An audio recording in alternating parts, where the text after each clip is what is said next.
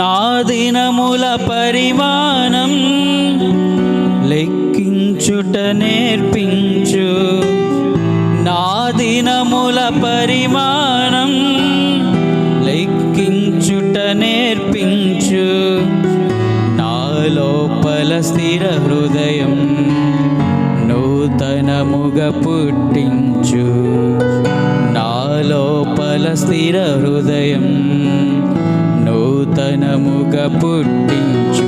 కష్టాలు ఎదురైనా నా యాత్రను సాగించు.